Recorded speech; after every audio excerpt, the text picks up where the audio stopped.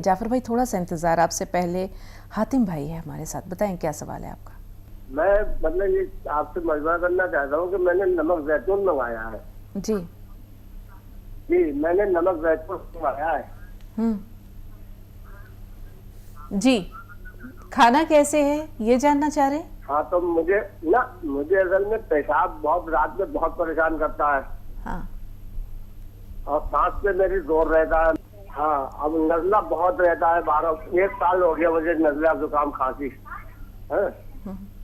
ठीक। ठीक, सुनिए। नमक ज़ैतून को अगर इस्तेमाल करें, जिस शख्स को खांसी नज़ला रहता हो तो वो खाने के सोडा 1 चुटकी और 1 चुटकी नमक ज़ैतून यूज़ करें तो ये फिर गर्म मिजाज का हो जाता है और ये बलगम को इखराज भी करने लगता है, बलगम को खारिज भी करने लगता है। और वो कैप्सूल तो आपके लिए ज़रूरी हो गया शायद, उसे तो छोड़े नहीं, लेकिन नज़ले के लिए बहुत अच्छी माजूनें भी हैं, तैयार शुदा भी, और घरेलू नुस्खा तो मैं बताता ही हूँ आपको, वो ले लिया करें। एक बार दोहरा देता हूँ।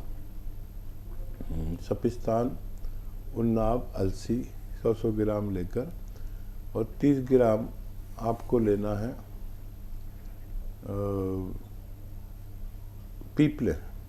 आपके किचन में गरम मसालों में होती है, इनका पाउडर बनाकर आप 1 चम्मच सुबह 1 चम्मच शाम गर्म पानी से लिया करें। खट्टी चीज़ें छोड़ दें तो इंशाअल्लाह आपको राहत होनी मुमकिन है। जाफर भाई इस्तकबाल है आपका, बताएं क्या सवाल है। अस्सलाम वालेकुम रहमतुल्लाहि व बरकातहू। वालेकुम अस्सलाम व रहमतुल्लाह। हकीम साहब 2 दिन पहले आपसे मेरी बात हुई थी मेरी बहू और बेटी के लिए। तो आपने जो चीजें बताई वो समझ में आ गई और मैंने आपके वास्ते मंगवा भी लिए। नमक जैतून आपने बताया था बहू के लिए, और उसके साथ अलसी का पीस के पाउडर बना के हल्का सा भून के खाना। लेकिन पूरी बात में आपने आखिर में दूसरे इसमें जब बेटी का बताया तो आखिर में बताया कि बहू को भी नमक जैतून और अलसी का पाउडर हल्का सा भून के देना है बहू को, और बेटी के लिए नमक जैतून और 1 चुटकी खाने का सोडा उसमें मिलाकर 2 गिलास पानी में पीना है। तो ये दोनों बराबर है। अच्छा, बेटी का वजन ज्यादा है क्या? नहीं बिल्कुल नहीं, एकदम सही वजन है उसका। क्या बीमारी क्या है बेटी को? वो जो बच्चे नहीं हो रहे, एक बच्ची है उसको, हाँ उसके बाद औलाद नहीं। ठीक है। हाँ, ये दुरुस्त नुस्खा है। उनको सिर्फ नमक जैतून और खाने का सोडा 1-1 चुटकी दिन में 1 बार दिया करें, और बहू को अलसी के पाउडर के साथ ही देना है। और कोई सवाल है आपका? एक शेर आपकी नजर करना चाहूंगा। इरशाद हाँ, जज्बाती हो गया था थोड़ा मैं, तो मैं ये शेर अर्ज करना चाहता हूँ। और मेरा एक पोता है, उसको नींद में पेशाब हो जाती है रात में, जिसकी उम्र 7 साल है। तो उसके लिए भी कोई नुस्खा बता दीजिए बराए मेहरबानी। और मेरा शेर सुन लीजिए हकीम साहब। जी, इरशाद अली। मोहब्बत करने वालों का है बस इतना ही अफसाना, तड़पना घुट के मर जाना। शकील बदायूनी का ये शेर है। मोहब्बत करने वालों का है बस इतना ही अफसाना, तड़पना चुपके आए भरना, घुट के मर जाना। और उसके आगे शकील साहब कहते हैं, मोहब्बत हमने माना जिंदगी बर्बाद करती है, ये क्या कम है कि मर जाने पे दुनिया याद करती है। तो हकीम साहब, बदायूनी साहब क्या कहना चाह रहे हैं, मैं आपसे जानना चाहता हूँ। क्या मोहब्बत करने वालों को तंबी दे रहे हैं या उनकी हौसला अफजाई कर रहे हैं? तो ये दोनों बातें आपसे जानना चाहता हूँ।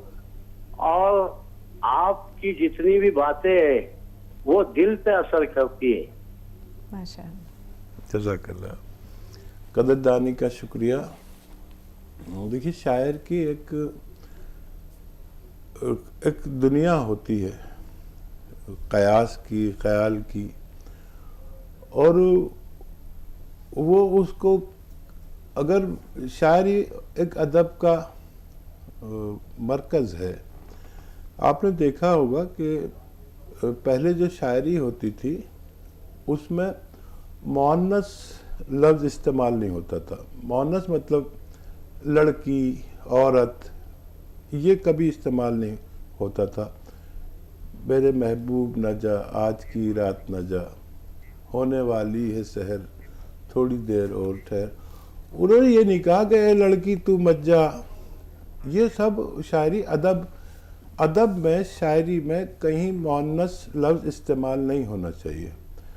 तो वो कभी मोहब्बत कहते हैं, कभी अगर किसी लड़की को से तखातुब करना हो तो वो उसे गुलाब कह देंगे, गुलाब की पंखड़ी कह देंगे और तितली कह देंगे, लेकिन लड़की नाम का लफ्ज़ नहीं होता था। जितने भी ये साहिर लुधियानवी, शकील बदायूनी ये ऐसी शायरी करते थे। फिर ये दौर आया जिसमें कोई तमीज़ ही नहीं रही।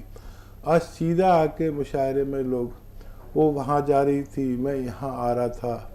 ये जा रही थी आना ही नहीं चाहिए अदब में, मतलब स्त्रीलिंग नहीं आना चाहिए, पुल्लिंग आना चाहिए। अब पता नहीं मेरी बात समझ रहे हैं कि नहीं, लेकिन कुछ लोग ज़रूर समझेंगे मेरी बात। तो मोहब्बत की एक दुनिया है। अच्छा, सबकी मोहब्बत अलग होती है और मोहब्बत के औज़ान भी बदलते रहते हैं। एक मोहब्बत, हमने अल्लाह की मोहब्बत से हम पैदा हुए, उसके हुक्म से। फिर अल्लाह के बाद जो हमने मोहब्बत देखी, अपने वालिदैन की देखी, ये भी एक मोहब्बत है, मुक़द्दस मोहब्बत है। और उसके बाद जवान हो गए तो बीवी की मोहब्बत भी देखी और बहन की मोहब्बत भी देखी, भाई की भी देखी। जो मोहब्बत आपकी मकबूल हो जाए तो उसमें सज़ा तो मिलती है। यानी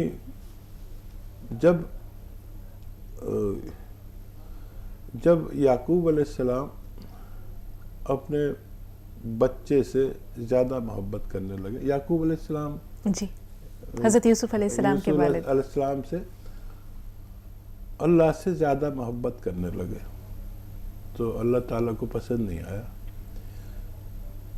तो उन्हें ऐसी सज़ा मिली कि उनको जुदा कर दिया गया। तो मोहब्बत दर्जा बदर्जा अच्छी लगती है। यानी माँ की मोहब्बत में भी सेंग ना लगे और बीवी से भी मोहब्बत कायम रहे और औलाद से भी मोहब्बत रहे, और सबसे ज़्यादा मोहब्बत करने वाला और मोहब्बत के लायक तो अल्लाह है। तो मोहब्बत कोई भी परवान चढ़ सकती है। किसी बहन से भाई की मोहब्बत भी अल्लाह को पसंद आ सकती है, लेकिन सबके दर्जे हैं। तो अल्लाह का दर्जा सबसे बुलंद है। तो जब हम मोहब्बत करते हैं तो उसके लिए तड़पते हैं। एक मोहब्बत मैंने अब देखी इस उम्र में आकर कि वो बच्ची, मेरी पोती समझ लीजिए, वो चलती है तो वो बोलती है तो मेरे होंठ हिलते हैं। मतलब वो बोलती है, मेरे होंठ अपने आप हिलने लगते हैं। लोग बताते हैं कि जब ये बोलती है आपके होंठ क्यों हिलते हैं। अब इसको क्या कहेंगे। अब एक मोहब्बत मैंने देखी थी कि मेरा बच्चा बीमार होने लगा। बहुत लंबी बात हो जाएगी, मुख्तसर करता हूँ। तो आँखों की बीमारी, आई फ्लू चल रहा था। बहुत छोटा सा, बहुत नाजुक बच्चा था। एकदम आँखें उसकी अजीब होने लगी और वो इतना ख़तरनाक आई फ्लू था कि मैंने अल्लाह के सामने दुआ मांगी कि या अल्लाह ताला, अगर इतना नाजुक बच्चे को ये आई फ्लू हो गया, क्योंकि वो 8-10 दिन रहता था और बेहिसाब तकलीफ़ होती थी, तो तू इसकी बीमारी अगर देनी है तो मुझे दे दे। आप यकीन करें कि वो दुआ मेरी कबूल हो गई। वो ठीक हो गया और मेरी आँखें में आई फ्लू हो गई। ऐसा हुआ कि बस मैं यही शुक्र करता रहा, अल्लाह तेरा एहसान के तूने ये बीमारी मुझे दे दी। मेरा बच्चे को अगर होती तो ये बर्दाश्त नहीं कर पाता। तो ये मोहब्बत के अजीब रूप है। आप अपने कुत्ते से भी मोहब्बत करते हैं, बिल्ली से भी करते हैं, तो वो दर्जा बदर्जा हो तो फिर अल्लाह ताला को पसंद आ सकती है। लेकिन साहब जी तो चाहता है कि गुफ्तगू चलती रहे, हम सुनते रहें। कितने रंग हैं जो आपकी गुफ्तगू के ज़रिए इस एक प्रोग्राम में सिमट आते हैं, एक कैफियत से दूसरी कैफियत, और फिर उस कैफियत से बाहर निकलना मुश्किल। लेकिन कॉलर्स हैं, आइए बात करते हैं। हसीना साहिबा आपसे मुखातिब है जयपाल सिंह, थोड़ा सा इंतज़ार, आपसे भी बात करेंगे। जी हसीना साहिबा, हसीना साहिबा फ़ोन लाइन पर मौजूद हैं। अस्सलाम वालेकुम। वालेकुम अस्सलाम। देखिए ये भी मोहब्बत है। बहुत शुक्रिया इंतज़ार करने के लिए। बताइए बहन, क्या सवाल है? जी, आप लोगों की रहनुमाई का बहुत शुक्रिया हकीम साहब। हम सब आपकी बातें सुनकर बहुत तकलीफ महसूस कर रहे हैं। मेडिकल लाइन का ये हाल देखकर यही हाल हकीम साहब हर जगह है। ईमानदारी से इलाज करने वाले ना के बराबर हैं। ऐसा लगता है लाश व्यापार चल रहा हो। आपके जरिए तो हम सभी नाजरीन को सच्चाई का पता चल रहा है ताकि हम जागरूक रहें। यहाँ तक कि अल्लाह पाक ने आपको ऐसी तकलीफ दे करके हम लोगों को बहुत पैगाम पहुँचाया आपके जरिए से। हम सबको लाखों लोग आपका प्रोग्राम ये देख रहे हैं। कितना बुरा हाल है। यहाँ तक तो मेरी बच्ची को एक ब्लीडिंग हो रही थी तो मैं हॉस्पिटल लेके गई तो मैडम ने 2-3 केस ऐसे थे जो ब्लीडिंग वाली लड़कियां, जवान लड़कियों ने कहा सोनोग्राफी की और बस कहा कि इसमें बहुत बड़ी गांठ बन गई है, बच्चेदानी निकालना पड़ेगी, भर्ती हो जाए, इतना पैसा जमा करो बस और इसका ऑपरेशन होगा। मेरी बच्ची के लिए भी यही कहा तो मैंने कहा मैं तो इतना पैसा लेके नहीं आई, अभी तो मैं जा रही हूँ, फिर देखूंगी। फिर घर आई तो कुछ नहीं हो, अच्छी हो गई मेरी बच्ची, अल्लाह पाक ने अच्छा कर दिया। और ये सब चल रहा है, क्या समझ में नहीं आ रहा हकीम साहब क्या हो रहा है। ओह वाकई, देखिए हर घर में ये एक कहानी है जो तिब्बी परेशानियों की वजह से, लोगों की नीयत ठीक ना होने की वजह से होता है। और मैंने तो अपना वाक़या इसलिए शेयर किया कि सब लोग मोहतात रहें और अपने इलाज पर गौर फरमाएं और डॉक्टर की नीयत का भी पता है होना चाहिए। वो तालिबे दुनिया है या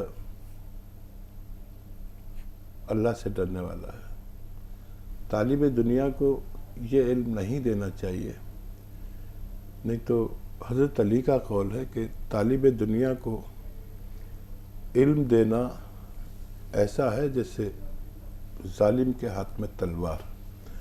तो तालिबे दुनिया को इल्म दे दिया गया है, अब ये जालिम के हाथ में तलवार है, जो सामने आएगा उसको काट दिया जाएगा। और कोई सवाल हो तो बताइए। जी, ऐसा लगता था सिर्फ उनके तासुरात हैं, जयपाल सिंह साहब को शामिल कर रहे हैं। जी बताएं, क्या सवाल है? जयपाल जी फोन लाइन पर मौजूद हैं? ऐसा लगता है राब्ते में नहीं रहे। करीमुन्निसा साहबा फरमाइए, आपका सवाल क्या है? वालेकुम अस्सलाम। वालेकुम अस्सलाम व रहमतुल्लाह। टीवी की आवाज़ थोड़ी देर के लिए बंद कर दीजिए बहन, सवाल बताइए। जी जी, बताई थी ना अभी थोड़ी देर पहले, क्यों बोले तो मेरे को जोड़ों में दर्द है ना, वो दवाई भी 1.5 साल से खा रही हूँ, कम हो गया तो फिर 1 महीना छोड़ दी हूँ तो फिर ज्यादा हो गया दर्द है। तो अभी नींद सो के उठते होते, बैठ के उठते होते मेरे को पैरा अकड़ जाते, ज्यादा देर नहीं चल सकती। फिर मेरे को घर में बाथरूम में ऊंचा वाला कुर्सी है, नीचे नहीं बैठती हूँ, वजन नहीं उठाती हूँ। आप जैसा बोल रहे हैं वैसे ही परस को पूरा कर रहे हो। आपके आते से पूरे हम 1.5 साल 2 साल से आपके यहाँ से दवाई मंगा के खा रहे हो। अभी जड़ी बूटी बोले तो वो आ गए आपके 7 दिन में ऑर्डर करने के बाद, उसको वो बेर के जैसा है, वो लकड़ी के जैसा है, वो आपके यहाँ से आया, वो ठीक है। अभी ये दर्द तो मैं कुछ ज्यादा हो गए, 10-15 दिन से ज्यादा है। ये दवाई खा रही हूँ, कम नहीं हो रहा आपका, इसका दोबारा फिर मैं फोन कर रही हूँ। अभी भी दर्द ठीक है बहन, ठीक है। अभी बेहतर मैं समझ गया और मैंने आपका जवाब भी दे दिया था। हाँ, ये दवाइयाँ ठीक हैं, इसमें अश्वगंधा है, उन्नाब है, अलसी को मैंने बताया है आपको, और सपिस्तान है, और सब चीज़ें आप फॉलो कर रहे हैं, अच्छी बात है। देखिए काफ़ी दिन हो गए और कुछ लोग ऐसे भी होते हैं 100 में 1 आदमी के जिसको किसी सूरत फ़ायदा ना हो तो ऑपरेशन भी करा लेना चाहिए। और उसके बाद भी यही दवा खानी पड़ती है। तो अगर ज़रूरत हो तो आप करा सकते हैं, क्योंकि काफ़ी दिन हो गए आपको और सारी एहतियात के बावजूद दर्द होता है। यहाँ पर आके हम सब मजबूर हो जाते हैं, फिर दवा शुरू कीजिए। और जब ज़्यादा दर्द हो, क्योंकि ये आप दर्द की दवा नहीं खा रहे, ये मरज़ की दवा खा रहे हैं, जब ज़्यादा दर्द हो तो कोई एक बार दवा, कोई दर्द की दवा भी ले सकते हैं, ताकि आपको वक्ती फ़ायदा भी हो जाए। और ये दवा मुस्तकिल खाएं। जब बहुत दर्द हो तो allopathic pain killer, pain relief दवा आप ले सकते हैं। जी,